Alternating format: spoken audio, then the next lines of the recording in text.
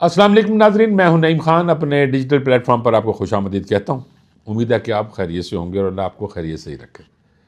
ناظرین، ویڈیو میں آگے بڑھنے سے پہلے میری ہمیشہ آپ سے ریکویسٹ کہ ہمارے چینل کو سبسکرائب کرنا مت بھولیے گا، بیل آئیکن کو دبا دیجیے گا، اور اگر ویڈیو اچھی لگے تو لائک اور شیئر ضرور کیجیے گا۔ ناظرین، اس دعا کے ساتھ میں اپنے ویلاگ کو شروع کرتا ہوں کہ چونکہ پہلی عشرے کی دعا ہے، رب اغفر وارحم وانت خیر الراحمین، کہ اللہ پاک ہماری مغفرت فرما دے چونکہ آپ سب سے بڑے رحم کرنے والے ہیں، اور اس ملک پاکستان کو اللہ پاک اپنے حفظ و امان میں رکھے اور اس میں رہنے والے لوگوں کو بھی اپنے حفظ و امان میں رکھے۔ ناظرین، صورتحال پی ٹی آئی کی کچھ بگڑتی جا رہی ہے۔ آج اس پہ بات کروں گا ناظرین میں، کیوں بگڑتی جا رہی ہے؟ یعنی ہر 10 بندے کٹھے ہو کر اپنا ایک لیڈر بنا رہے ہیں۔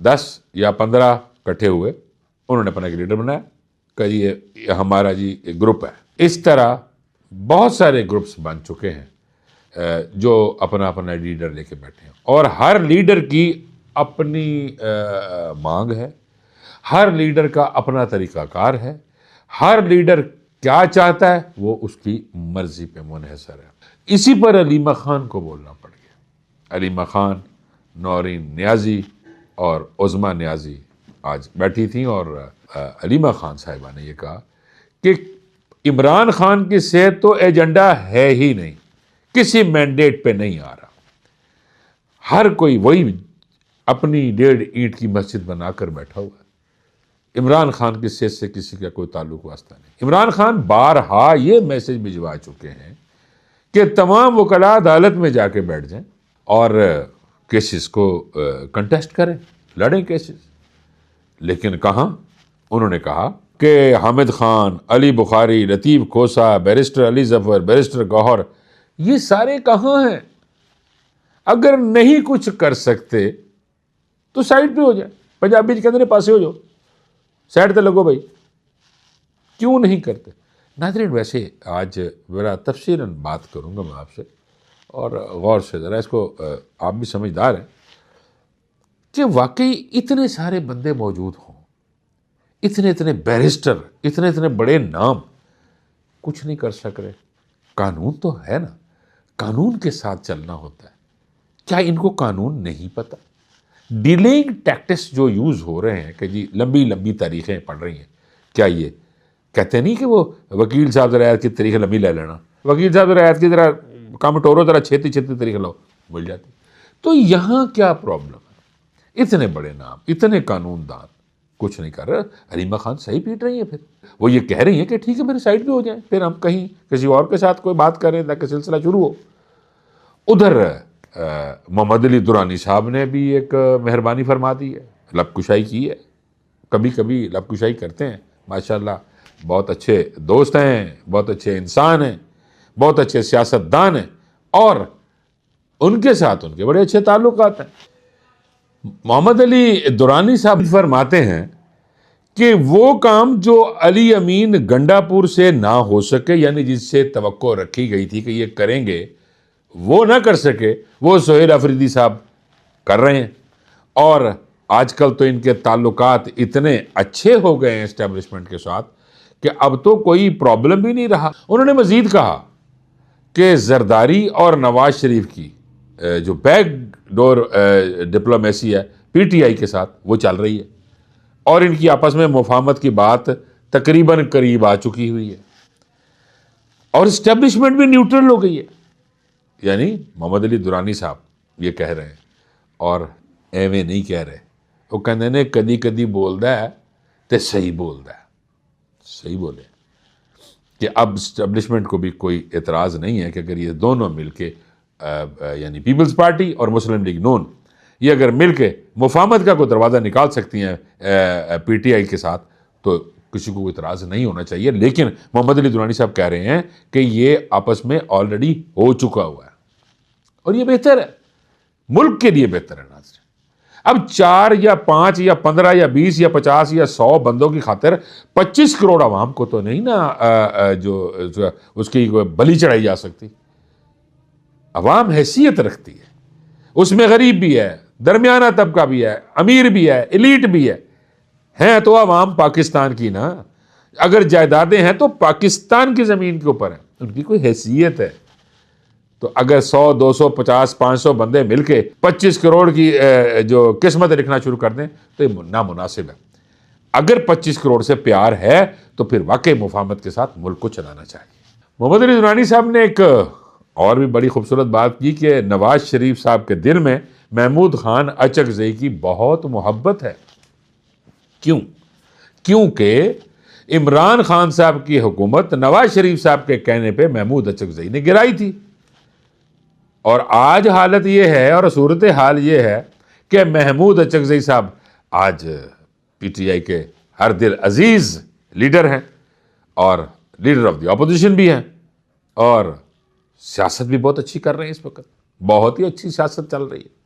اب ساروں کو ملا لیں ناظرین تو اینڈ پہ بات وہی آ جاتی ہے کہ مفاہمت ہونی بہت ضروری ہے، کیونکہ اب بہت دیر ہو گئی ناظرین، عوام بھی پس گئی ہے، ملک بھی پس گیا ہے، لوگ بھی باتیں کرنے، ملک دوسرے ممالک بھی باتیں کرنے سے باز نہیں آ رہے، یعنی ہر کوئی نہ کوئی سلسلہ شروع کیا ہے۔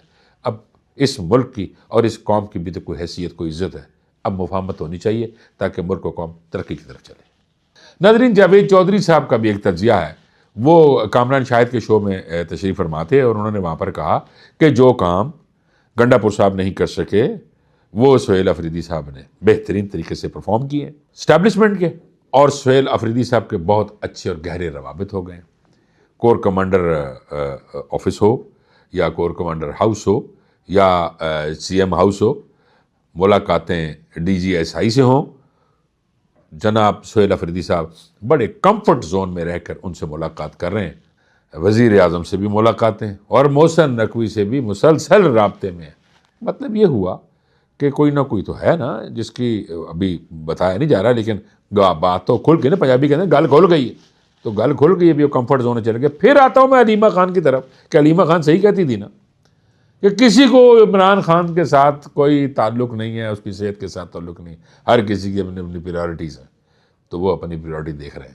ناظرین، میرا یہ خیال ہے کہ عمران خان کی رہائی سہیل افریدی کا ایجنڈا اب تو نہیں رہا، کبھی عشق عمران تھا، اب عشق کہیں اور ہے، لیکن اب یہ ایجنڈا عمران خان کی رہائی نہیں رہا۔ یہ کہا گیا کہ ایک رہائی فورس بنا لیں، پھر بعد میں کہا گیا کہ رہائی امن فورس بنا لیں، جس پہ پی ٹی آئی کے تمام جو سینئر ہیں انہوں نے مخالفت کر دی۔ انہوں نے کہا جی فورس جو سی ہوتی ہے وہ اگینسٹ ملک ہوتی ہے، تو لہٰذا انہوں نے کہا کہ یہ نہیں بنانی۔ پھر انہوں نے کہا یہ امن بنا لیتے ہیں، بھائی امن بھی کس چیز کا امن، کس چیز کی رہائی؟ یعنی آپ عزیز ذرا توجہ فرمائیے کہ لیڈر ایک طرف سہیل افریدی یہ کہہ رہے ہیں کہ میں یوتھ کو لے کر ایک رہائی فورس بناؤں گا، اور اس کی جو ڈینائی کرتے ہیں وہ سینئر لیڈران پی ٹی آئی کرتے ہیں کہ نہیں۔ پھر وہ کہہ رہے ہیں سہیل افریدی صاحب کہ میں جناب اس کو رہائی امن فورس بناتا ہوں، یعنی فورس کا لفظ انہوں نے بیچ میں ضرور رکھا ہے۔ اب کہا گیا کہ نہیں، اب اگر یہ دیکھا جائے واقعی ناظرین کہ اگر ایجنڈا عمران خان کی صحت یا عمران خان کی رہائی ہو تو ہر کوئی اپنی اپنی 1.5 اینٹ کی مسجد بنا کر بیٹھتا ہے، کیوں؟ بیرسٹر گوہر ہیں، وہ ایک صاحب مجھے کل کہہ رہے یار میں تو بڑا پسند ہے یار، بڑا نرم گو بندہ ہے، نو کسی نہ کوئی تعلق واسطہ تو ہے کوئی نہیں، چل جو منہ چاہے پوپڑا جا کہہ کے کہہ دیتا۔ اچھا، اب بیرسٹر گوہر صاحب ہیں یا سلمان اکرم راجہ صاحب ہیں یا گنڈا پور صاحب ہیں، سہیل افریدی صاحب، کسی کا بھی سن رہے ہیں آپ؟ رہائی اب جو فورس بننی تھی انہوں نے کہا نہیں بھی یہ گل غلط ہے، وہ تو بات ہو گئی ختم۔ اب عمران خان کی وہ بات کہ بھائی وکلاء چلے جائیں عدالت کے اندر اور بیٹھ کر زور لگائیں میرے کیسز کے لیے اور میری رہائی کے لیے، لیکن واقعی کوئی لمبیاں طریقہ نے، کوئی آئے گا لائے گا دل کا چین، وہ ہن کدوں کو آئے گا تو دل دا چین آئے گا۔ ابھی تو فی الحال پارٹی تقسیم ہو گئی ہوئی ہے، کوئی سمجھ نہیں آ رہی۔ یعنی میں اب ایک اور بات چلتے چلتے وہ کہتے رہے نا کہ وہ جو مروت صاحب ان کو دیکھیں، وہ اپنی ایک علاقائی سیاست کہتے رہے نا، علاقائی سیاست ان سے ان کی اپنی شروع ہو گئی، اور وہ کس پہ فائر شروع ہو گئے؟ پارٹی سے فائر شروع ہو گئے۔ گنڈا بنو چنگا کہتے ہیں، سہیل افریدی کو کہتے ہیں ٹھیک نہیں ہے، باقی جو سے ہیں بیرسٹر گور کا وہ بھی ٹھیک نہیں ہے، میں جو جانتا ہوں وہ مجھے پتہ ہے، اور میں جو بتا رہا ہوں وہ سچ بتاتا ہوں. میری وہ بات ناظرین آپ کے ذہن میں ضرور آ گئی ہوگی، اور اس کو آپ پسند ضرور کریں گے کہ ہر شخص کے کچھ بندے اپنے، جیسے مروت صاحب نے بھی یہ کہا تھا کہ میرے پاس بھی چاند ایم پی ہیں میرے ساتھ ہیں، میرے ساتھ چلیں گے. یعنی میں نے جو پہلے بات کی تھی وہ یہی کی تھی کہ ہر بندے کے 10 15 20 25 بندے اپنے ہیں، اور وہ کہہ رہا ہے جی کہ میں پارٹی کا لیڈر ہوں. جبکہ لیڈر آزادی ملک، آزادی قوم، یعنی یہ آزادی نہیں ہے، ملک تو آزاد ہے، یعنی جو ذہنی غلامی ہے اس کو ختم کرنے کے لیے اتنی جیل کاٹ رہا ہے، تو پھر باقی ان کا ساتھ دیں تو زیادہ بہتر ہے. ناظرین اب تک کے لیے اتنا ہی. آپ سے ملاقات ہوگی اگلے ولاگ میں. مجھے اجازت دیجیے. اللہ نگہبان.